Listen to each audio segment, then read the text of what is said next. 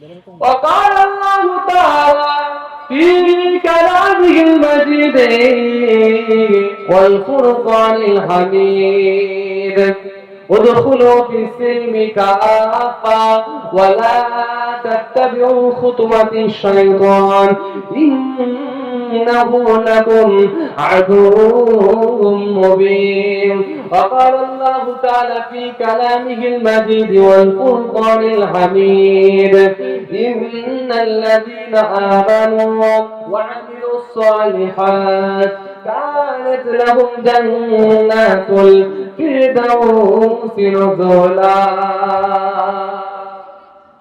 প্যারে হাজিরান মাহফিল উপস্থিত দিন দরদি ইসলাম দরদি, আমার সামনে বসে থাকা কাবা শরীফের হাজী, মসজিদের নামাজি, যাদের উপর আমার আল্লাহ সহ আল্লাহর ফারিস্তারাও রাজি, আমার সামনে বসে থাকা আমার পিতৃতুল্য আমার বাপজান চাচাজানেরা, এছাড়া আরো উপস্থিত আছে এই মাহফিলের উজ্জ্বল নক্ষত্র আমার সমবয়স্ক ইয়াং জেনারেশন ভাইরা, যাদের সাথে আমার একটা ওঠা বসা চলাফেরার একটা বেশি সম্পর্ক থাকে।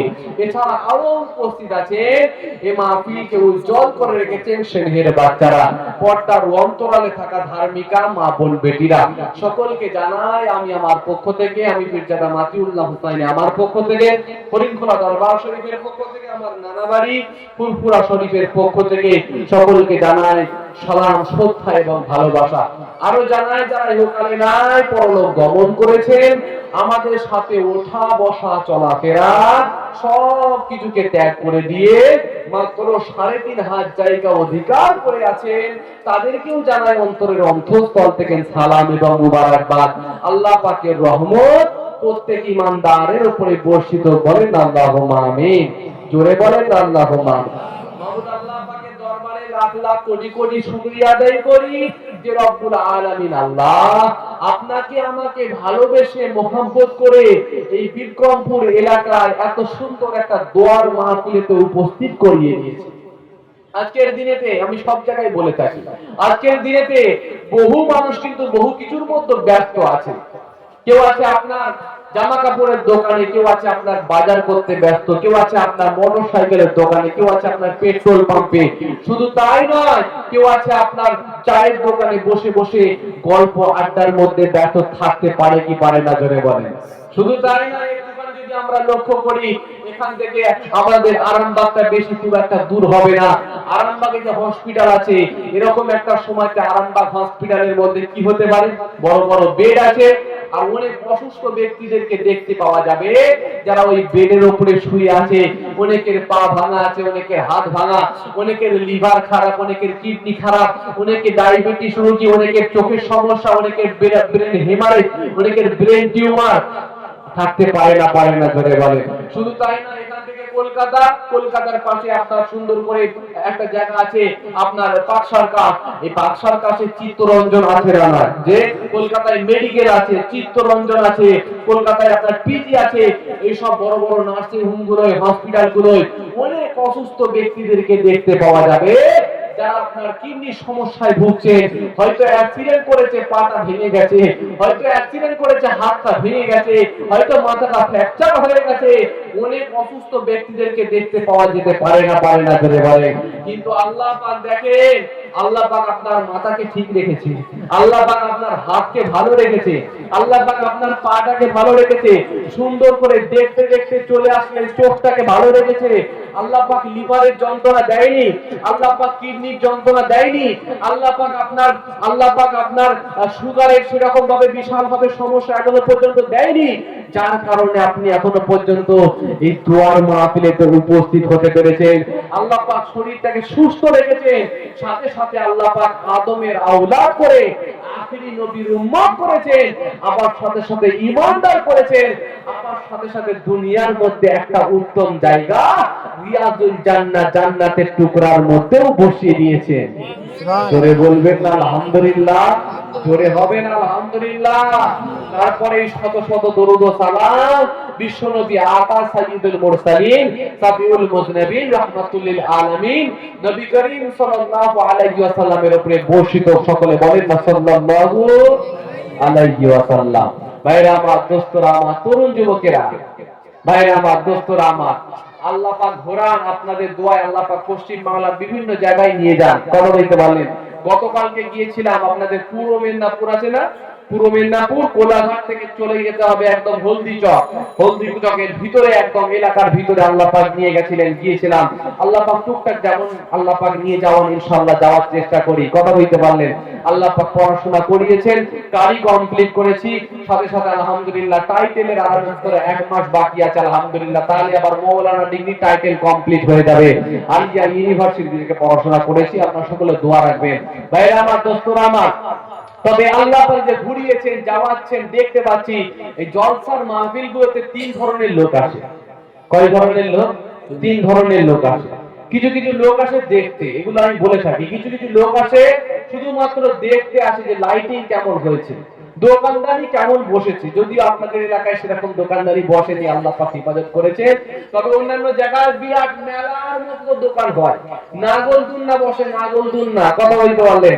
বাচ্চারা সব জাম করবে, লাফাবে, বাচ্চারা সব লাফাবে, সেরকম ব্যবস্থা করে দেওয়া হয়। আর একদম দোকানদারিতে আমাদের এলাকার যত আমাদের ভাবিরা আছে, মা বোন বেটিরা, তারা সব কোচিদেরকে নিয়ে আপনার কি বলে দোকানের মোড় মাথায়, আপনার এই দোকানে এই মাথা ও মাথা সি মাথা রাত্রিরে 11টা 12টা পর্যন্ত করে সব কেনাকাটা করতে থাকে। কথা বলতে পারলেন। তাহলে এক ধরনের লোক আসে জলসার মাহফিলে, তারা শুধুমাত্র দেখতে আসে যে পরিস্থিতি কেমন আছে, কোন হুজুরটা এসেছে, লাইটিংটা কেমন হয়েছে, প্যান্ডেলটা কেমন সাজানো হয়েছে, তা কোন হুজুর, হুজুরটা দেখতে কালো না ফর্সা, চুলগুলো ছোট না বড়, হুজুরটা রোগা না মোটা। অনেক মানুষ দেখতে আসে না জোরে বলে। এক ধরনের মানুষ আসে দেখতে, আর এক ধরনের মানুষ আসে শুনতে। আপনারা যেমন এসেছেন আলহামদুলিল্লাহ, প্রথম থেকে নিয়ে শেষ পর্যন্ত থাকবেন, কিছু আলাপ আলোচনা শ্রবণ করে আমল করার চেষ্টা করবেন। এক ধরনের মানুষ হচ্ছে শুধুমাত্র শ্রবণ করে আমল করার জন্য। আপনারা যেমন আলহামদুলিল্লাহ এসেছেন। আর তৃতীয় নম্বরে কিছু মানুষ আসে, সেটা কোন হুজুরের বেলায় বলেন তো? যে সব থেকে বড় হুজুর, সেটা হচ্ছে তাবারুক হুজুর। এই তাবারুক যখন দেওয়া হয়, তখন কিন্তু আর কেউ ঘরে থাকে না। তখন ইয়ারবি সালামু আলাইকা যেই আরম্ভ হয়ে গেল, বলে আমার আর ঘরে থাকলে হবে না, আমাকে একদম বড় হুজুর ডাক দিয়েছে, তাবারুক হুজুর ডাক দিয়েছে, আমাকে এবার সঙ্গে সঙ্গে গিয়ে উপস্থিত হয়ে যেতে হবে। তাবারুকের জন্য কিছু মানুষ আসে না জেনে বলে। ভাইরা আমার, দোস্তরা আমার, তবে আলহামদুলিল্লাহ আপনারা এসেছেন, কিছু ওয়াজিব শ্রবণ করছেন, কিছু আল্লাহ পাক আমাদেরকে যেন আমল করিয়ে নেন। বলেন আল্লাহুম্মা আমিন, জোরে বলেন আল্লাহুম্মা আমিন। ভাইরা আমার, দোস্তরা আমার, তরুণ যুবকেরা, আজকাল ভালো জিনিসের কদরগুলো সব আস্তে আস্তে মানুষেরা ছেড়ে দিচ্ছে। ভালো জিনিসগুলোর গুরুত্ব দেওয়া মানুষ আস্তে আস্তে সব কমিয়ে দিচ্ছে।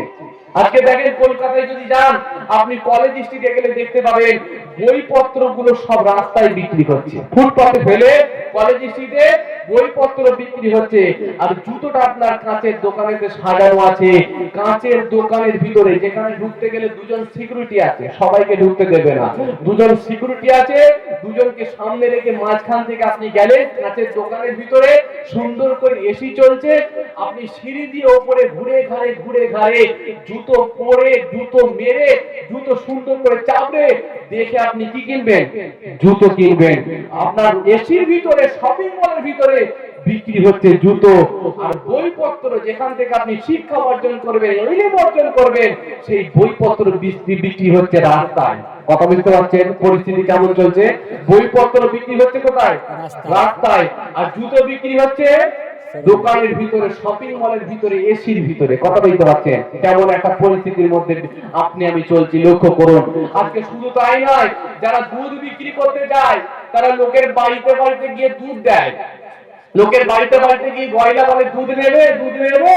লোকের বাড়িতে বাড়িতে করে গিয়ে সেখানে দুধ পৌঁছে আসে। আর যে ব্যক্তি মদ বিক্রি করে, সে কিন্তু দোকানের ভিতরে সুন্দর করে চেয়ারে হেলান দিয়ে বিক্রি করছে মদ। সেই দোকানে আবার মদ কিনতে যাওয়ার জন্য লোকের লাইনের উপরে লাইন, লাইনের উপরে লাইন আছে না নাই? চোখে বলে যে আজকাল যারা মদ বিক্রি করে, তাদের এখন কদর বেড়ে গেছে। তারা চেয়ারের উপরে বসে, সুন্দর করে দোকানের ভিতরে বসে মদ বিক্রি করছে। কথা বলতে পারলেন, তাদের এখন ডিমান্ড বেড়ে গেছে। আর তাছাড়া যারা দুধ বিক্রি করে, তারা এখন লোকের ঘরে ঘরে ঘরে ঘরে গিয়ে দুধ পৌঁছাতে হচ্ছে, তাদের এখন কষ্ট বেড়ে গেছে। মানুষের কাছে তাহলে দুধের গুরুত্বটা বেশি হলো না মদের গুরুত্ব বেশি হলো? জোরে বলে। মদের গুরুত্ব বেশি হলো। কিন্তু আমাদের শরীরের জন্য কোনটা উপকারী? মদ উপকারী না দুধ উপকারী? দুধ উপকারী। তাহলে মানুষ ভালো জিনিসগুলোকে ছেড়ে দিচ্ছে না খারাপ জিনিসগুলোকে ধরছে? ভালো জিনিসগুলো সব ছেড়ে দিচ্ছে আর খারাপ জিনিসগুলোকে ধরছে।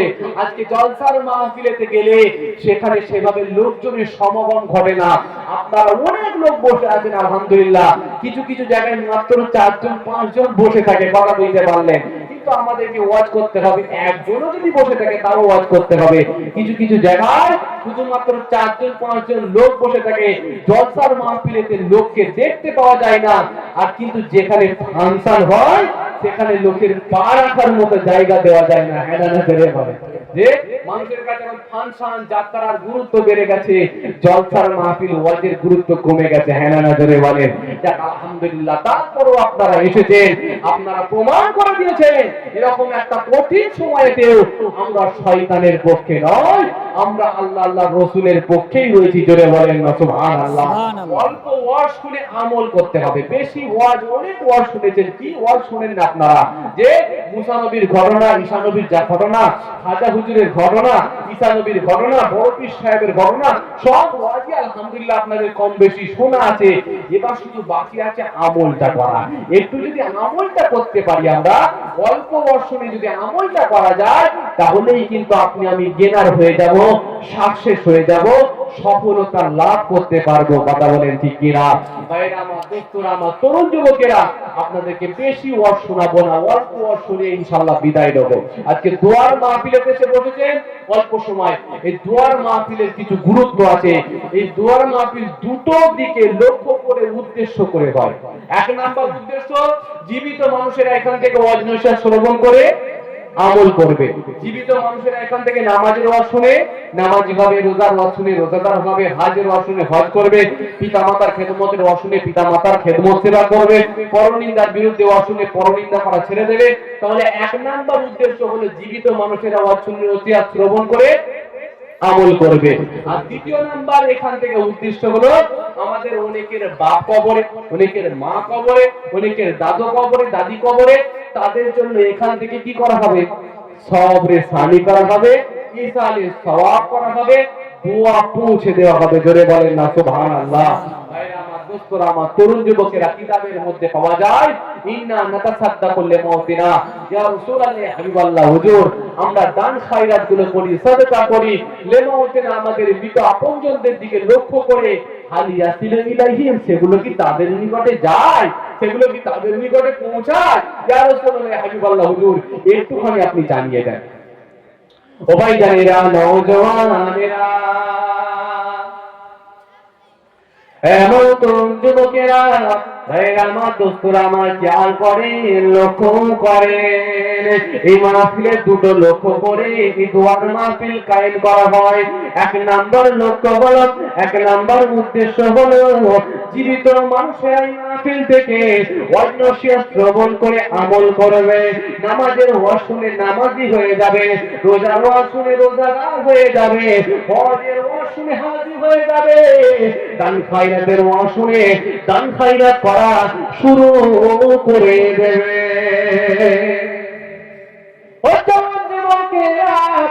আমার তরুণেরা, দ্বিতীয় নাম্বার উদ্দেশ্য, এখান থেকে দান খায়রাত করার পরে এখান থেকে কি করা হবে? সওয়াবে সানি করা হবে, ইসালে সওয়াব করা হবে, পিতামাতার জন্য দোয়া করা হবে, মাতা পিতার জন্য দোয়া হবে, চাচাদের জন্য দোয়া হবে, চাচিদের জন্য দোয়া হবে, অনেকের বাপ কবরে, মা কবরে, শ্বশুর কবরে, শাশুড়ির কবরে, তাদের জন্য এখান থেকে সওয়াবে সানি করা হবে।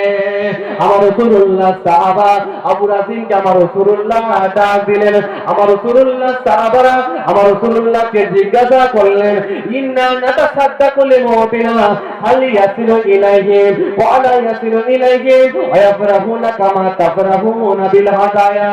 আমার রাসূলুল্লাহ সাহাবারা জিজ্ঞাসা করেছিলেন, আমরা দান করি, আমরা খায়রাত করি, আমরা সাদকা করি, লেমতিনা আমাদের মৃতদের দিকে লক্ষ্য করে, আমাদের মৃতদের দিকে উদ্দেশ্য করে আমি আসিরু ইলাইহিম, সেগুলো কি তাদের নিকটে পৌঁছে যায়, সেগুলো কি তাদের নিকটে পাঠিয়ে দেওয়া হয়? আমার রাসূলুল্লাহ সময় জানিয়েছিলেন ওয়ালা ইয়াসিলু ইলাইহিম, অবশ্যই এই সমস্ত সওয়াবগুলোকে আমার আল্লাহ তোমাদের আত্মীয় স্বজনদের কবরের মধ্যে পৌঁছে দেয়। এই